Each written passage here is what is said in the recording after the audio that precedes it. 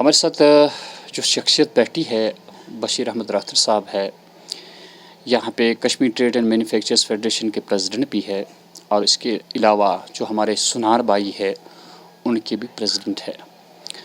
وقتاً فوقتاً ان کے ساتھ بات ہوتی رہتی ہے، لیکن آج کا موضوع جو ہے اس اعتبار سے اہم ہے کہ لگ بھگ 8 سال گزر گئے جب وادی کشمیر میں سیلابی صورتحال پیدا ہوئی تھی۔ اسی بارے میں ہم بات کریں گے بشیر صاحب سے، کیونکہ انہیں مہارت ہے، یہ ایک تاجر ہے۔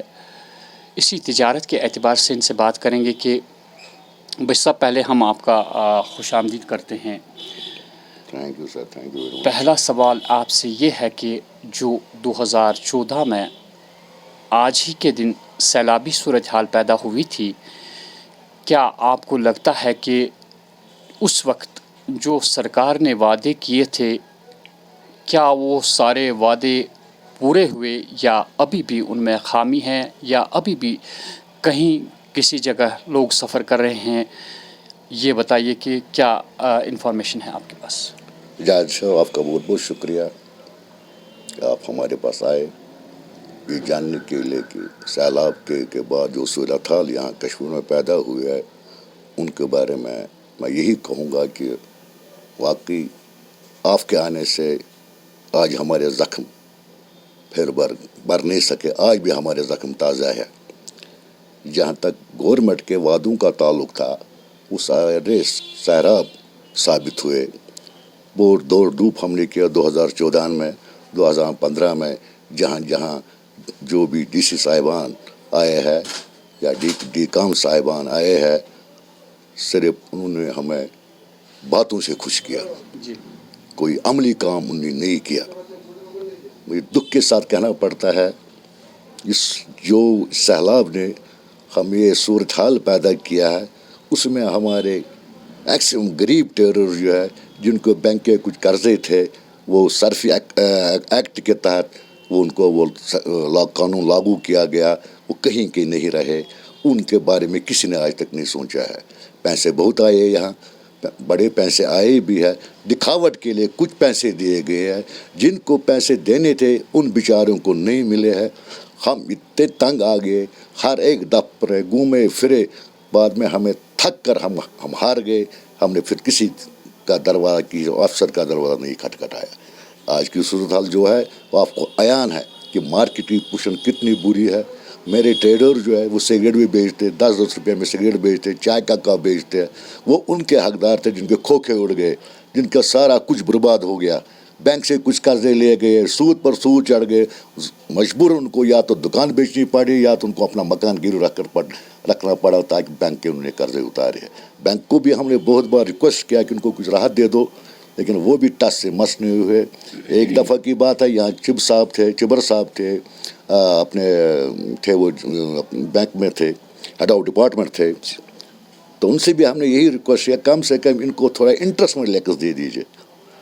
تو انہوں نے ہمیں ایسی بات کہی، ہمیں وہاں اٹھنا نہیں پڑا۔ ہم نے افسوس کیا ہم اس کے آفس میں آئے ہی کیوں۔ انہوں نے ہمیں ایسا کہا کہ دیکھیں بشیر صاحب، اگر ہم ریزرو بینک کو یہ کہیں گے ہماری نوکری خطرے میں ہے، ہم نے پھر دوبارہ اس کے پاس جانا مناسب نہیں سمجھا۔ یہ نئے کمشنر صاحب، یہ نئے ڈائریکٹر صاحب آئے ہیں، جتنے بھی ہیڈ آف ڈپارٹمنٹ ہے جو ان سے منسلک ہے، سب انہیں ہمیں صرف منہ سے پیار کیا، دل سے نہیں۔ آج کی حالت جو ہے کاربار میں دیکھے، آپ پھرتے رہتے ہیں، آپ ہر ایک ڈپارٹمنٹ بھی جاتے ہیں، عوام سے ملتے ہیں، ہر ایک عوام کے دل سے آہ نکلتی ہے، کسی کے دل سے خوشی کا کوئی الفاظ نہیں نکلتا ہے۔ اس لیے میں آپ سے معافی چاہتا ہوں کہ اس بارے میں زیادہ کہوں تو زخم اور تازہ ہو جائیں گے۔ تو حالت بہت بری ہے ہماری ٹریڈ میں، اور کسی نے ہمیں سر پر کہنے کو کہتے ہیں کشمیر ہمارے بھائی ہے، یہ دل سے نہیں کہتے ہیں، زبان سے کہتے ہیں، دل سے کہتے ہیں کہ میرا جو تاجر ہے وہ سڑکوں پر نہیں ہوتا، وہ در کے ٹھوکر نہیں کھاتا، اس کو بچے پالنے کے لیے مجبور ہوتا ہے، بچوں کی پڑھائی ختم ہو گئی ہے، سب کچھ ختم ہو گیا، لیکن ہمیں یہی مناسب سمجھا ہے کہ اب یہ بھیک مانگنے کے برابر ہوتا ہے، ہم نے اس لیے خاموشی اختیار کی۔ بشیر صاحب، 2 صورتیں ہیں۔ اگر 2014 میں جو سیلاب آئی اس بارے میں اگر بات چھیڑے ہم تو کافی تباہی مچ گئی اس وقت۔ اس کے بعد اگر یہاں سرکار چاہتی تو جتنا بھی ہمارے تجارت سے پیشہ افراد تھے انہیں اگر وقت پہ پیسہ دیا جاتا ان کی ریہیبلیٹیشن کے لیے تو کچھ اور صورتحال ہوتی. لیکن اس کے بعد دفعہ 370 ایبریگیٹ ہوا اور اس کے بعد کووڈ. کیا آپ محسوس کرتے ہیں کہ اگر آپ اس صورتحال سے اٹھے ہوتے تو آج یہ صورت نہیں ہوتی؟ اس کے بعد 370 اور 35 سے ہٹنے کے بعد جو صورتحال ہوئی تو آج کچھ صورتحال کچھ اور ہوتی. کیا آپ سمجھتے ہیں کہ ایسا کچھ ہوتا؟ دیکھیں، پہلے 214 کی آپ نے بات کی، جی سیلوں نے ہمیں اپنے زد میں لے لیا. پھر یہ آرٹیکل لگ گیا، اس میں بھی ہمیں دکاندار کو پریشانی ہونی، کتنے مہینے ہماری دکانیں بند تھی. پھر کووڈ کا سلسلہ ہوا. جب جو میرا بندہ، جو میرا دکاندار ہینڈ ٹو ماؤتھ ہے، یا آپ خود اندازہ لگائے اس پر کیا گزرتی ہوگی.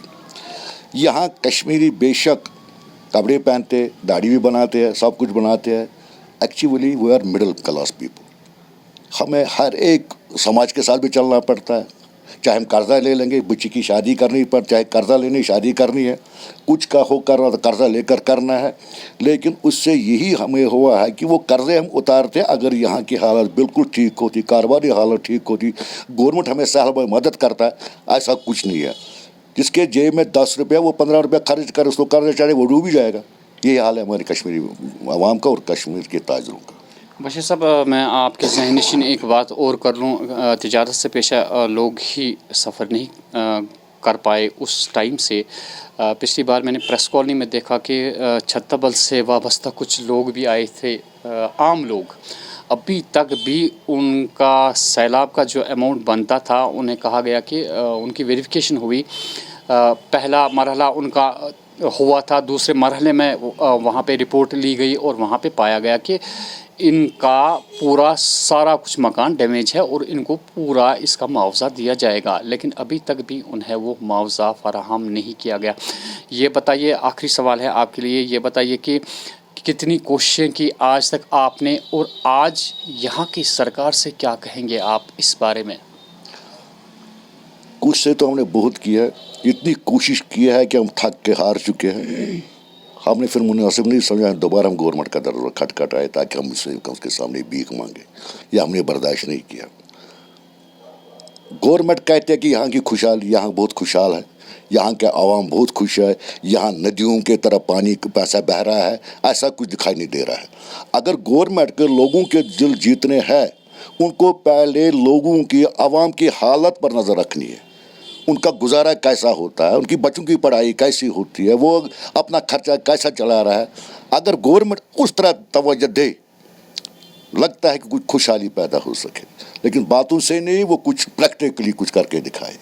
آپ کو لگتا ہے کہ جتنی بھی آج دکانداروں میں یہ انہیں انفرادی کمپلیکس ہو چکا ہے کہ ہم کمزور ہو چکے ہیں، آپ کو لگتا ہے کہ اصل میں صورتحال یہی ہے کہ جو 2014 میں سیلاب آئے ابھی تک آپ اس سے ابھر نہیں پائے؟ نہیں، بالکل ابھر نہیں پائے. ہم بالکل ڈاؤن ہی ہوتے جا رہے ہیں. میں اپنے پیشے کی آپ کو ایک مثال دوں.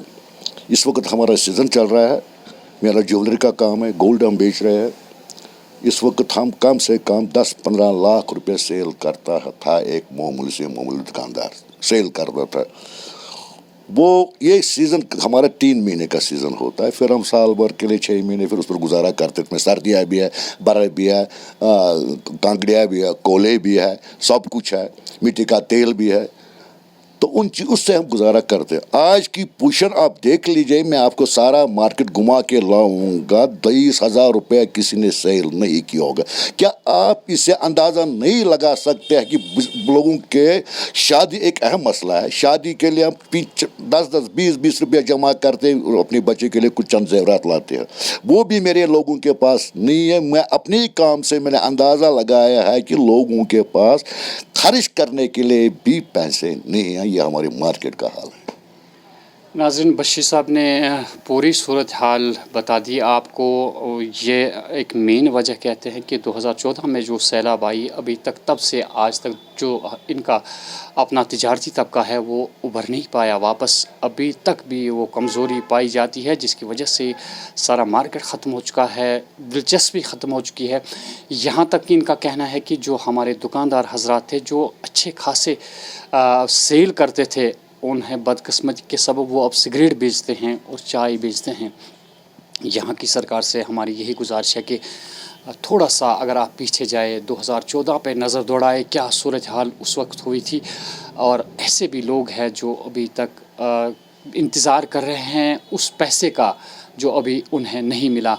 सरकार अगर चाहे तो फिर से थोड़ा सा इसको रिवाइज़ करे कि कहाँ पे किसका पैसा नहीं पहुँच चुका है। अगर अब भी उन लोगों को वो पैसा पहुँच जाए तो मुमकिन है कि जितनी भी मायूसी इन हजरात को है, वो मायूसी थोड़ा इनका चेहरा भी मुस्कुराता हुआ हमें दिखे, ये हम चाहते हैं। बस साहब, आपका बहुत बहुत शुक्रिया हमारे साथ बात करने का। Thank you,